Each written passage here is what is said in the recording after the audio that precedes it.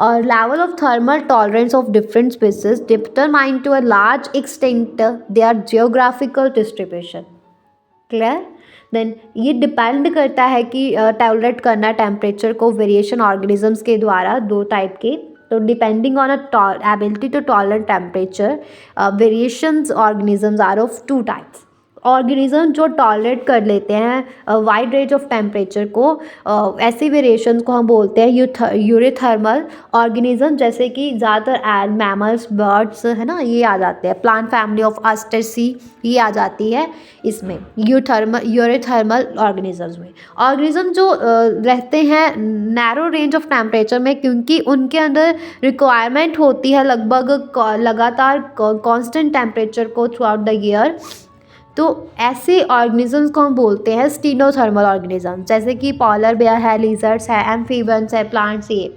और अभी क्या है कि एबिलिटी जिसके अकॉर्डिंग जो है ऑर्गेनिज्म अपनी बॉडी के टेम्परेचर को मेंटेन कर सकते हैं, उसको अकॉर्डिंग पे ऑर्गेनिज्म दो तरह के होते हैं, पॉइकिलोथर्मल और होम्योकिलोथर्मल। तो पॉइकिलोथर्मल ऑर्गेनिजम्स वो होते हैं जो अपने बॉडी के टेम्परेचर को जिनके बॉडी का टेम्परेचर वेरी करता है विद द सराउंडिंग टेम्परेचर, और इनको हम इकोथर्मिक कोल्ड ब्लडेड एनिमल्स भी बोलते हैं, जिनमें रेप्टाइल्स, एम्फीबियंस आ जाते हैं। देन नेक्स्ट बात करते हैं होम्योथर्मल ऑर्गेनिजम्स की। तो होम्योथर्मल ऑर्गेनिजम्स वो ऑर्गेनिजम्स होते हैं जो अपने बॉडी के टेम्परेचर को, जिनका बॉडी का टेम्परेचर कांस्टेंट रहता है, चाहे वो इन्वायरमेंट जो है उसको चेंज करते हैं, एम्बिएंट टेम्परेचर। तो इनको हम वार्म ब्लडेड और एंडोथर्मिक ऑर्गेनिजम्स बोलते हैं, जिनमें बर्ड्स और मैमल्स आ जाते हैं।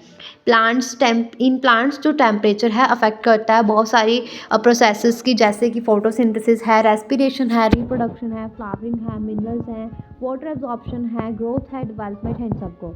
और सिमिलरली एनिमल्स में जो है टेम्परेचर अफेक्ट करता है मेटाबॉलिक एक्टिविटीज़ को, डिस्ट्रीब्यूशन को, सेक्स रेशो को, कलरेशन को, ग्रोथ को, डेवलपमेंट को, फ्रेश एटमोस्फेयर को। तो यहाँ पे हमने ऑर्गेनिज्म एंड इन्वायरमेंट के बारे में बात की। फिर उसके बाद उसके आगे फर्स्ट अब टॉपिक था मेजर एबायोटिक फैक्टर्स, जिसमें हमने टेम्परेचर के बारे में बात की। Major abiotic factors water. तो फॉर एक्वेटिक ऑर्गेनिजम्स क्वालिटी जो है वाटर की वो बहुत ज़्यादा इंपॉर्टेंट है। तो सॉल्ट कंसनट्रेशन जो है वो less than 5 in inland waters, और 30 to 35 इन द सी, और and 100 in some hypersaline लैगून्स।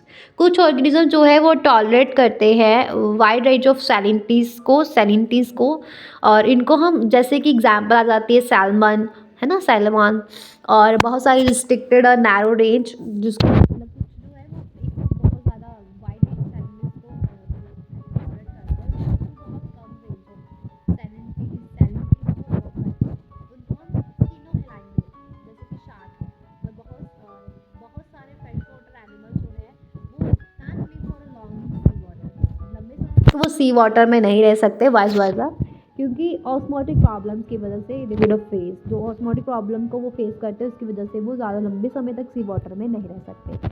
Okay. On the basis of a moisture availability, terrestrial plants are of flowing types, hygrophyites, mesophytes, xerophytes, है ना, ऐसे होते थे। Okay. तो light, उसके बाद बात करते हैं next abiotic factor major light.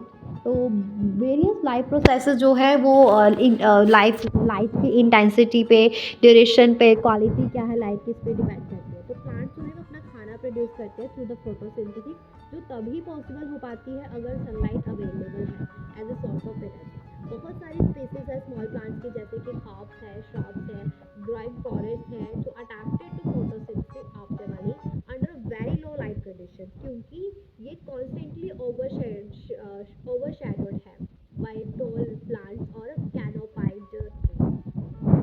बहुत सारे प्लांट जो हैं वो डिपेंड करते हैं अपनी सनलाइट को लेकर। तो फ्लावर उन्होंने प्रोड्यूस करने, तो सनलाइट पे डिपेंड करते हैं फ्लावरिंग के लिए। तो बहुत सारे एनिमल्स हैं जो यूज़ करते हैं डायurnal और seasonal variation in a light intensity and duration, जिसको हम that is a photoperiod as a cues for timing.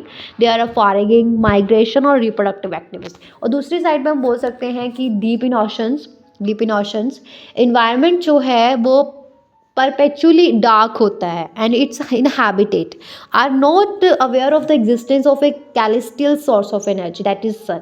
तो यहाँ पे डिफरेंट लाइट जोन्स होते हैं डीप लेक्स और ओशंस में। क्लियर है ये सारा?